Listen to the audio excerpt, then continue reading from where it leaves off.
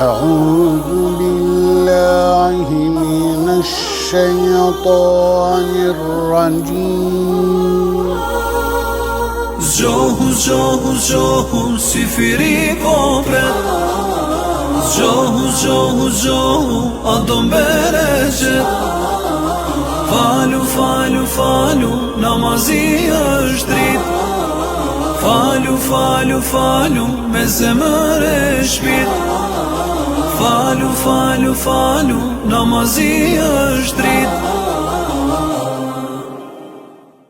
Selamu alaikum shikues të nderuar, vazhdojmë me emisionin Merr Frim, edicioni special për muajin e bekuar të Ramazanit, ndërsa sot e kemi mysafir hoxhën e nderuar Omer Dauti. Mirë se erdhe hoxhë i nderuar. Mirë se u gjetëm dhe faleminderit për ftesën. Hoxhë, me ti sot e kam një temë mashtrimi pas dunjos. Temë shumë aktuale gjithmonë. Mashtrimi pas dunjos u kon gjithmonë aktuale, domethënë prej fillim deri në fund. Andaj, si për fillim, urdhno një hyrje. Para se gjithash, falenderojmë Allahun xhalla xhelaluhu për të gjitha të mirat dhe mirësitë që Zoti na i ka dhënë, pa haruar nga thellësia e zemrave tona, të themi elhamdulillah Allahu xhalla shanuhu, që na ka mundsuar të jemi musliman, ta njohim atë dhe të shfrytëzojmë këto begati dhe këto mirësi që Allahu xhalla shanuhu na i ka dhënë pikërisht në këtë muaj të madh, mundësi shumë të mëdha që të reflektojmë mbi veten tonë dhe të mundohemi që të ndryshojmë nga gjendja në cilën jemi dhe më mirë se ne që i njohim veten nuk na njeh askush, në atë çfarë realisht shumica nga ne e dim se si duhet jemi dhe Allahu dhul xhelal na ka treguar se si duhet jemi dhe të mundohemi që t'i veprojmë punët të cilat do të ndryshojnë në aspektin pozitiv për tek Zoti. Dhe jo rastësisht, nga ndryshimet që do t'i kemi parasysh pikërisht gjatë gjithë jetës tonë është të mos lejojmë na mashtroj kjo dunja. Është temë e gjarë, është temë e madhe dhe me rëndësi shumë të veçantë. Prandaj, para se gjithash, e lusë Allahun e madh që ky muaj i bekuar i Ramazanit të jetë arsye e fortë, të jetë arsye e fuqishme që nga njerëz të cilët jemi të lidhur shumë pas dunjas, jemi fokusuar shumë pas dunjas, të ndryshojmë dhe të krijojmë një baraspesh që të fillojmë të punojmë edhe për dunjan tjetër. Andaj, para se gjithave, dua të pyes veten time, juve dhe të gjithë atyre që janë duke na ndjekur, për t'i bërë një pyetje vetes. E thjesht, por që përgjigja e saj është arsye për të kuptuar se si e kemi ne raportin me Zotin. Të pyesim veten, a jemi rob dynjas apo jemi rob të ahiretit? Më mirë se sa në këtë muaj të bekuar të Ramazanit, në asnjë muaj tjerë nuk do ta kuptojmë se kush jemi në të vërtetë ne. Nëse e shohim veten tonë se nga mëngjesi deri në mbrëmje, e gjithë fokusi jon, e gjithë gajlja jon, e gjithë derti jon është vetëm dunjaja. Si të arrijmë mirësitë e saj, të mirat e saj, si të arrijmë të bëjmë pasurinë jetën e kësaj dunjaje. Dhe brenda kësaj brenge, nga mëngjesi deri në mbrëmje, as pak nuk e kemi breng çështjen e ahiretit, atëherë shumë e thjeshtë është për të kuptuar se ne që kemi të mashtruar pas kësaj dunjaje dhe që kemi rob të kësaj dunjaje. Por nëse e shohim veten tonë nga mëngjesi, në fakt jo nga mëngjesi, po nga mbrëmja, kur bim të flejmë, bëjmë alarmin çdo njëri nga ne. Çdo njëri nga ne i bëjmë planet. Nesër duhet ngritemi në ora kaq dhe duhet bëjmë këtë punë, duhet zgjohemi më herët, kemi mundësi të flejmë më vonë, kështu gjërash. Nga mbrëmja kuptojmë derti i jon sa po të zgjohemi në mëngjes. çdo ditë, gjatë gjithë jetës tonë, a është mos na iki namazi sabat. Pastaj pas namazit sabat, derti jona është, a kemi kohë ne për dhikrin e mëngjesit dhe për një zgjim në mëngjes, duke praktikuar rrugën profetike të pejgamberit Allahut sallallahu alaihi wasallam. Pastaj brenda ditës, kur të fillojmë punën, derti edhe gajlja jonë është vetë të punojmë dhe të uvojmë pasuri, apo dert dhe gajle e kemi, pasurinë cilën e fitojmë dhe punën cilën e bëjmë, a është razi i Zoti apo nuk është razi i Zoti. Për të vazhduar pastaj me namazin e drekës e kështu me radhë. E për gjithë këtë, Allahu Gjelle Gjelaluhu në Kur'an, në surën Ali Imran, qartë thot, wa men yurid thawabad dunya nu'tihi minha. Kush nga njerëzit i kërkon të mirat e kësaj dunjaje, vrapon pas të mirave të kësaj dunjaje, ne do t'ja japim ato. Dhe kush i kërkon të mirat e ahiretit, ne do t'ja japim ato. Shiko, Allahu Gjelle Gjelaluhu njeriut në jetë nuk ja hup mundin. Po njeriu duhet kujdes të bëj me veten e tij ku lodhet dhe çfarë kërkon. Në qoftë se njeriu do ta kërkojë dunjan, do të vrapoj pas saj. Do të mundohet të bëj shumë nga të mirat e saj. Do t'i ketë. Nuk mund të themi për njeriu i cili është lodhur duke vrapuar dhe duke punuar, se nuk do të arrijë në mirësitë që është duke i kërkuar. Do t'i ketë. Dhe njeriu i cili vrapon pas të mirave të ahiretit, insiston të mirat të ahiretit, do t'i ketë. Cila është e bukura dhe e mira? Krijimi një farlloj baraspeshe. Për shkakun se në hadith, thot pejgamberi Allahut, e që ky hadith duhet të jetë bazë e jetës së çdo njërit nga ne. Për shkakun se shiko vëlla, ne jetojmë në një kohë ku të gjithë shikuesit pajtohen me faktin se ndoshta të kaluarën kur mirësi dhe të mira materiale dhe jetë komode nuk kanë pas njerëzit se sa që kanë tani. Jeta e një njeriu të thjesht në kohën që jemi duke jetuar krahasohet me jetën e një mbretin të kaluarën. Ushqime të mira, tavolina të mbushura me lloje të ndryshme të gjellrave, bukëve, të pemëve, e çfarë nuk kanë to, lloje të ndryshme të lëngjeve, shtëpia komode, të ngrota gjatë kohës së verës, të çdo gjë. Mirë po, janë pikrisht këta njerëz të cilët e bëjnë këtë lloj të jetës, që nëse do të ulesh, të bisedosh me ta, do të shohësh se vajtojnë, qajnë, nuk duan jetën, nuk janë të kënaqur me jetën, nuk kanë asnjë arsye për të pritur një ditë të radhës, edhe pse asgjë s'ju mungon. E pse ndodh kjo? Për shkakun se për diçka të tillë neve shumë bukur na ka foli dërguari i Zotit. Dhe unë nuk e kuptoj pse njerëzit, subhanallah, duhet të lodhen në dunja. Pse njerëzit duhet ende të humbin kohën në dunja dhe nuk fokusohen, nuk e marrin këshillën profetike të pejgamberit alayhi salatu wassalam dhe të jetojnë me ta.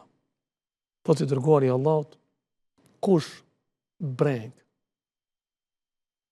në jetën e tij e ka ahiretin, Allahu do të vendos qetësinë dhe pasurinë në zemrën e tij. Dhe dunjaja këtij personit ka për t'i ardhur pas. Dhe nga dunjaja ai do të merr atë çfarë Allahu Gjelle Gjelalu ka përcaktuar.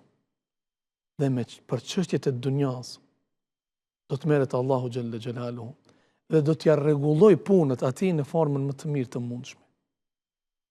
Por kush i përfiton këto mirësi, i dërguari i Zotit thot, kush breng dhe gajle e ka ahiretin. Dhe po që se ne ndalemi, shohim historinë të kaluarën, pejgamberëve të Zotit, shohim sahabëve, shokëve të pejgamberit të Zotit.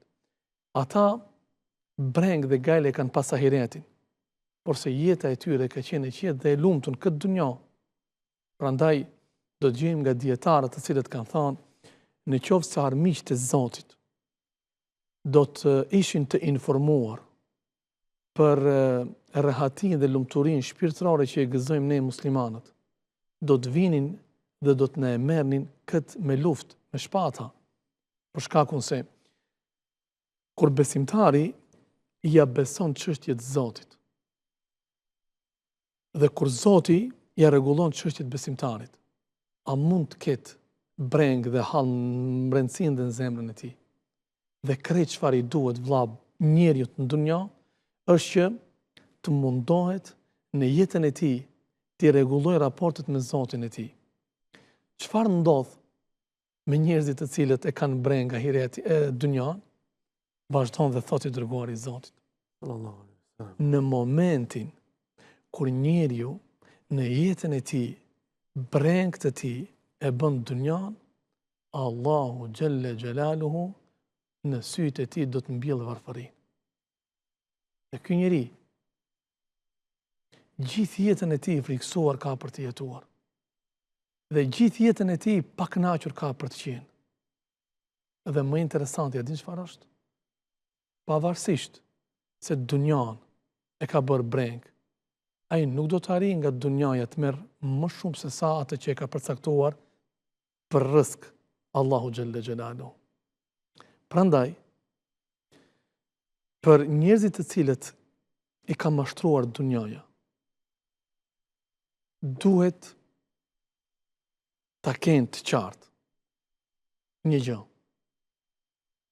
Gjithmonë duke u bazuar në librin e Zotit dhe në hadithet profetike të të dërguarit të Zotit. Do me thënë, është e pamundshme në dunjë një njeri që është i dhënë pas dunjas të shpëtojë nga 3 sprova. S'ka shansa teorike. Gjatë gjithë jetës së tij, këto sprova kanë për ta shoqëruar. E para, njeriu që është i lidhur me dunjan do të jetë i sprovuar që gjithë jetën e tij brengosur ka me jetuar. Brenga nuk ka për t'ju shkëputur për as edhe një çast dhe moment gjatë gjithë jetës së tij. E dyta, njeriu që është i lidhur pas dunjas do të jetë gjatë gjithë kohës i lodhur. Do të ndjejë një lodhje kjo e cilja nuk do t'i shkëputet gjatë gjithë jetës së tij. Dhe e treta, njeriu i cili është i lidhur me këtë dunjan, gjatë gjithë jetës së tij ka për të qenë i pikëlluar. Pse ndodhin këto? Domethënë brenga, lodhja edhe pikëllimi. Brenga, për shkakun se ky nuk punon, nuk lëviz në dunja për të jetuar, por ky gjithmonë çdo lëvizje në dunja e bën për të qenë në shërbim të pasurisë, për të qenë në shërbim të mirave materiale. Lodhja. Pse? Sepse kur ky njeri e ka breng tubimin e pasurisë, kur ky njeri e ka breng fitimin e pasurisë, kur ky njeri e ka breng të shërbej pasurisë, jo pasuria të shërbej këtij, i gjithmonë do të jetë i lodhur, sepse gjithmonë do të jetë aktiv, gjithmonë do të jetë i angazhuar. Ky edhe natën kur do të bie në gjumë, nuk do ta bëj gjumin rahat duke menduar për brengën që paraprakisht e ka.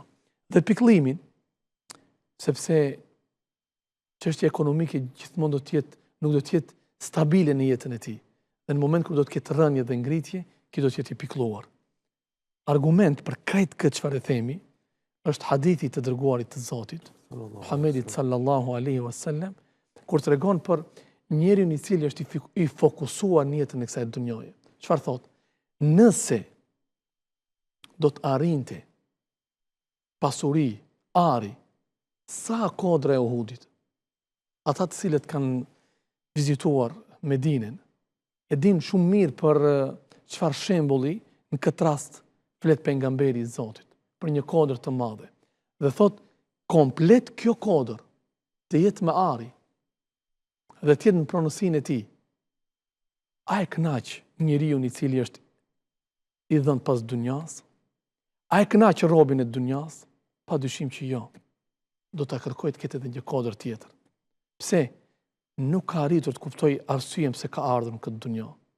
Nuk ka arritur të kuptoj arsyen pse është duke jetuar në këtë dunjë edhe çfarë kërkohet prej atij. Prandaj, në qoftë se njeriu nuk e kënaq dhe syrin e tij nuk e mbush edhe pasuri sa kodra e Uhudit, këtë sy ka për ta mbushur vetëm dheu në momentin kur ai do të përcjellet nga jeta e kësaj dunjoje, ku i dërguari i Zotit. Këtë hadith shpesh herë ne e dëgjojmë në rastet të vdekjeve. Por lut Zotin e madh që të jemi nga njerëzit të cilët kur dëgjojmë fjalët e Zotit nga Kurani dhe hadithet e të dërguarit të Zotit, këto të lënë shenja në jetën tonë dhe të punojmë dhe të praktikojmë të gjitha këto. Thotë i dërguari i Zotit, njeriu për në varë e përcjellin 3 gjëra. E përcjell pasuria, e përcjell familja dhe e përcjellin veprat dhe punët e tij. Pasuria që e ka tubuar në këtë dunjë nuk do të qëndrojmë atë. Dhe ka raste nga historia islame që nuk ja vlen të zgjerohemi për shkakun e minutazhit që e kemi të caktuar, se si njerëzit janë munduar ju a bëjnë me dije mbretërit e vladëve të tyre, fëmijëve të tyre, se rasti i famshëm, domethënë mbreti që ka kërkuar nga djali i tij që të varroset me një parë çorap, por që nuk ka pranuar askush për t'ia bërë me dije se jo nga pasuritë e mëdha, shtëpitë, veturat e kujt diun çfarë, por edhe një parë çorap nga të mirat e kësaj dunjaje nuk ke mundësi me i marrë me vete. Familja. Kthehen dhe vazhdojnë jetën e tyre, sikur njerëzit ta kuptonin se sa shpejt do të harrohen pas vdekjes së tyre nga të afërmit dhe shokët e tyre. Se si njerëzit pas vdekjes së tyre do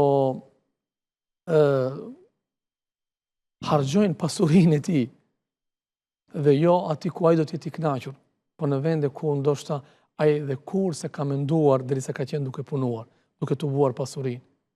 Ndryshe do të ishte gjendja e tij. Kush do të ngelet me të? Me të do të ngelet vetëm vepra dhe puna e mirë. E vepra dhe puna e mirë do të ngelet me njerëzit të cilët në dunja nuk kanë qenë vetëm rob dunjas, por kanë qenë rob të ahiretit. E insistimin në dunja, dashuria pas kësaj dunjaje, është smundje që në momentin që e kaplon njeriu, është shumë e rëndë që njeriu të shpëtojë. Sepse dunjaja, vëlla, njeriu e dehen. Dhe dehja që i vjen njeriu si rezultati dashurisë pas dunjas, është edhe më e rëndë se sa dehja nga alkoholi ose gjëra të tjera. Prandaj Isa a.s. transmetohet të ketë thënë se dashuria pas dunjas e ngjan një njeriu i cili pin alkohol, dhe sa më shumë që të pin ai, sa më shumë që dehet ai, aq edhe më shumë i shtohet dashuria për të pirë, ose aq edhe më shumë i shtohet etja. Dhe po që se i shohim njerëzit të cilët kanë haruar Zotin, kanë haruar vdekjen, kanë haruar llogarin para Allahu xhalla xhelalu dhe kretë fokusin e kanë këtë dunjë. Se si veprojnë, si punojnë, si angazhohen, ngelim pa asnjë koment. Thjesht vetëm duke thënë, po nuk mendon me filani se ka me vdek. A besimtari, muslimani, duke u bazuar gjithmonë në këshillat profetike të dërguarit të Zotit, si duhet punoj, si duhet veproj, punoni për këtë dunja, angazhohuni me këtë dunja, aq sa do të jetoni në të. dhe angazhohuni me botën tjetër, aq sa do të jetoni dhe aq sa do të jeni në të. Pejgamberi Allahut sallallahu alaihi wasallam ka bërë një jetë shumë të thjeshtë, edhe pse për Zotin e Madh ka pas mundësi ta ketë jetën më të mirë nga gjithë mbretërit e dunjas. Dhe prapë të ishte pejgamber. Dhe prapë të ishte i dërguari i Zotit. A e zgjodhi këtë? A e pëlqeu këtë? Jo, vllau jem, nuk e pëlqeu. Po ne që themi se jemi në rrugën e tij, ne që themi se ndjekim shembullin e tij, ç'ne ne gjithë këtë dashuri me këtë dunja. Ka një rast kur i dërguari i Zotit doli nga shtëpia e tij dhe takoi dy nga shokët e tij më të afërm që i kishte, Ebu Bekrin dhe Omerin radhiyallahu anhu. Dhe i pyeti arsyeën pse kanë dalur. E din cila ishte përgjigja? Flasim për Ebu Bekrin dhe për Omerin. Gigantët e umetit. Tha untësia o i dërguari i Zotit. Untësia. Dhe tani kur e kujtojmë këtë, na vinë në mend darkat e shtrenjta. Darka këto të cilat, subhanallah, janë bërë trend në shoqërinë tonë. Edhe në këto darka ne flasim për Gazën, flasim për muslimanët e varur. Dhe i dërguari Allahut e di çfarë përgjigje u dha? E unë nuk kam darë për ndonjë arsye tjetër, tha edhe unë kam darë për këtë. Për me kalu kohën, shkakun se untësia, duke qëndruar në shtëpi nuk kanë pas mundësi me i bë ballë. Dhe në këtë rast, tha pejgamberi alayhi salatu wassalam, do të shkojmë tek një nga miqtë tanë. Dhe shkoj tek dikush prej ansarëve. Ai u gëzua shumë kur e pa të dërguarin e Zotit, Ebu Bekrin, Omerin, dhe i gostiti, bile ju preu edhe një kinç. Edhe pse kundërshtuan i dërguari Allahut bashkë me shokët e tij, pasi që hëngrën, kur dolën, e din çfarë ju tha pejgamberi alayhis salam? Për Zotin e Madh, do t'japim llogari para Allahut xhalla xhelaluhu, tha për këtë. Për këto të mira që ne sapo i gëzuam dhe sapo i përjetuam dhe i hëngrëm. Por nëse i dërguari Allahut tha për këtë do t'japim llogari. Cila do t'jetë llogaria e njerëzve të cilët musliman, me shahadet, me iman, dhe notojnë të mirat dhe në mirësitë e Zotit, dhe kur është në pyetje mirësitë dhe begatitë e Zotit, nuk e kanë problem punën në namazit. E din sa njeriu, subhanallah, dert e ka me gjithë punë, dhe shumë pak dert e ka punën që është duke e bërë, a do t'i krijohet mundësia për të falë namazin, a do t'i krijohet mundësia për me falë namazin e xumës. E din sa njeriu pajtohet edhe pse gabim e ka udhëheci i punës në cilën është.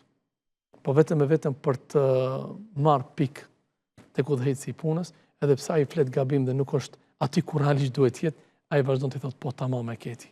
Ai mund t'i bëjë edhe mëkat të Zotit, mund t'i bëjë edhe shirk të Zotit. Nuk është në gjendje me kundërshtu. Nuk është në gjendje me i thënë ka dalë Allah se këtu i e gabim dhe nuk je në rregull. Prandaj do të gjejmë se po i dërguari i Zotit ka pas një shtrat shumë të thjeshtë. Saqë në një rast kur ngritet nga gjumi, shenjat e shtratit të fortë dhe të fuqishëm u pa në pjesën e shpinës së tij. Dhe u munduan që t'i rregullojnë një shtrat pak më të butë. Edhe po atë ditë që ndryshoi shtratin e tij, i dërguari i Zotit veç se nuk e humbi në kohë faljen e namazit sabahut. Veç se nuk e humbi, gjumi i rahatshëm. Edhe tha kush e bëri këtë, kush e ndryshoi këtë? E treguan arsyet, shkaqet, sebepet. Çfarë tha i dërguari i Zotit? Çka kam unë me këtë dunjë? Çfarë kam unë me këtë dunjë?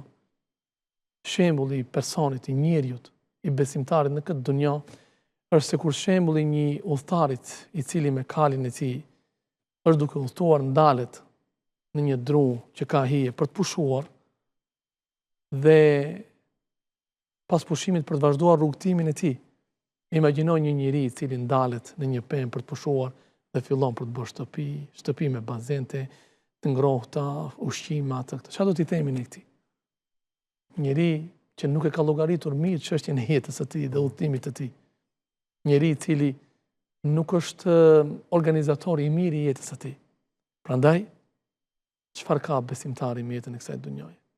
Ne jemi krijuar ashtu siç Allahu dhul xhelal thot: "Wa ma khalaqtul jinna wal ins illa liya'budun." Allahu xhalla xhelal nuk ka krijuar njerëzit dhe xhinët për as edhe një arsye tjetër vetëm për të adhuruar Allahun xhalla xhelalu dhe për të madhëruar atë. Prandaj pa u zgjatur më shumë, lut Zotin e Madh që ky muaj i bekuar i Ramazanit, mirësi dhe begati shumë e madhe që Allahu xhalla shanuhu na e mundsoi të gjallë të arrijmë në të shëndosh dhe të fuqishëm, të jetë arsye për të reflektuar në mbi jetën tonë, për ta pyetur veten tonë, jemi rob dunjas apo jemi rob të ahiretit. Dhe nëse e shohim veten tonë se jemi të fokusuar pas kësaj dunjaje, ta shfrytëzojmë këtë muaj për të ndryshuar kahjen tonë dhe për të fokusuar në ato çfarë na pret. Fokusohemi në ahiretin. Po që ndëgjova me vëmendje, rrjedhimisht lind një pyetje tash, a du t'i lëm këtë mirët e dunjas tash? Veturat, sen, pas kësaj që dëgjova. Do t'ishte shumë e mangët komplet kjo ligjërat, ky takimi jon, kaq i këndshëm dhe kaq i mirë, në qoftë se do të harronim këtë pjesë, prandaj Zoti shpërblefte, Zoti nderoft për këtë përkujtim. Tregojnë kaluarën për dy hoxhallar, të cilët kanë qenë shumë të fokusuar në davet, në thirrje, në islam, të ditur, të mirë, njerëz cilët e kanë kuptuar realitetin e kësaj dhunjaje. Dhe njëri prej tyre përshëndetet me shokun dhe del për tregti. Dhe rruga që është dashur ta bëj ka marrë diku 2 deri në 3 muaj. Mirë po ky kthehet për 3 ditë. Momentin që kthehet dhe takon shokun e tij, habitet shoku dhe i thot: "Pse kaq shpejt u ktheve? Kur ne e dim se sa duhesh të ti të qëndrosh." Tha, e kishim keq kuptuar në dunja. Gabim ne e kishim marrë punën e dunjas. Ne kishte mashtruar neve, tha, dunjaja. Pse vëlla? Tha, duke udhëtuar, u ndala të pushoj dikund, në vendin ku u ndala të pushoj, rastësisht tash, tha, pash një zog të lënduar, që e kishte të pamundshme fluturimin. Dhe unë mendova se në çdo moment ai duhet të ngordh, sepse nuk kishte mundësi të lëviz, por ishte i gjallë. Dhe derisa unë mendoja që ai duhet të ngordh, çfarë për të pa? Një mësim madhështor, tha, nga dunjaja, që më la gojën hapur. Dhe më dha mësimin më të madh të dunjas. Tha, zogu tjetër, tha, i fortë dhe i fuqishëm, me ushqimin në gojë, tha, erdhi dhe ja solli ushqimin të lënduarit, e mori ushqimin, tha, dhe filloi, tha, ta merr veten. Dhe unë i thash vetes time, kur Allahu xhelle xhelalu këtë zog këtu nuk e ka harruar, pse ka për të më harruar mua? Që unë vrapoj pas për ta madhëruar Zotin dhe punoj që mos të më mashtroj dunjaja. Dhe nga këtu e kuptova, tha, se e kotë është lëvizja dhe puna dhe angazhimi. Por shoku i tij ja dha një mësim edhe më të madh. Se sa mësimi që e mori nga zogu. E ky mësim është përgjigje e pyetjes tënde, Allah. Tha, vllau jem, po pse ti në rastin e parë u përcaktove dhe vendose që ti është zogu i plagosur? Pse ti nuk mendove sa e bukur do të ishte sikur ti jem sikur zogu i cili me ushqimin në goja solli këtij tjetrit? Besimtari, vëlla, duhet të punoj, duhet të angazhohet. Besimtari duhet të jetë aktiv, nga se dora që jep është më e dashur tek Zoti se sa dora që merr. Besimtari i fuqishëm është më i dashur tek Zoti se sa besimtari i dobët. Por kret ajo për cilën folëm ne ishte diçka tjetër. Çfarë? Mos të mashtrohemi vetëm pas kësaj dunjaje. Sa Allahu xhelle shanu në surën Al-Bekare thot, ka nga njerëzit të cilët ja kërkojnë të mirat e kësaj dunjaje duke harruar ahiretin, duke lënë pas çështjen e ahiretit. Ktu ishte tema jonë. E qartë. Komplet fokusin këtë dunja e kanë. Të mashtruar janë ata të cilët mendojnë se vetëm këtë dunja duhet punojnë. E E si duhet jetë çështja e besimtarit? Wa minhum men yaqulu rabbana atina fid dunya hasana. O Zot na jep nga të mirat e kësaj dunjaje, nga se në këtë dunja jetojmë. Wa fil akhirati hasana. Këtë mos të harojmë. Dhe nga të mirat e ahiretit. Dhe të punojmë për të mirat e ahiretit. Pse? Kjo është ajo baraspesha që duhet kërkoj dhe duhet ndjek besimtari në jetën e kësaj dunjaje. Një pyetje në fund në stilin tem. A është haram me pas vetur Ferrari muslimoni? Jo, pa dyshim që nuk është haram. Por është haram që Ferrari të vi tek besimtari në rrugën që Allahu xhalleshanu nuk është razi. Nuk fitohet Ferrari në kazino, nuk fitohet Ferrari duke ja djeg shpirtin tjetrit, nuk fitohet Ferrari duke mos ia dhënë rrogën punëtorëve, nuk fitohet Ferrari duke dhënë parë me kamat, por me djerës në rrugë halal, lejohet Ferrari dhe nuk ka asgjë të keqe. Por nëse Ferrari bëhet arsye dhe bëhet shkak që ti është krye lart, ti është qëllëmgji, edhe këtë Allahu xhelle xhelalu nuk e don. Por Ferrari në momentin që është arsye që ti të falenderosh Zotin, ti është mirënjohës ndaj Zotit, asgjë të keqe nuk ka. Allahu ta bëft me nasim një të tillë. Ja, e dham një përfundim shumë të mirë. Allah i shpërblet për pjesëmarrje ishte kënaqësi. Kënaqësia ishte e jona Allah. Zoti të mirën dunjë dhe në ahiret dasht për angazhimin dhe punën e madhe që bën në rrugën e thirrjes. Allahu dash bereqeti e neve e çdo kujt që është duke u munduar në këtë drejtim. Amin, faleminderit. Ky pra ishte hoxha i nderuar Omer Dauti, ndërsa ne shifemi nesër me emisionin e radhës. Selamun alaikum.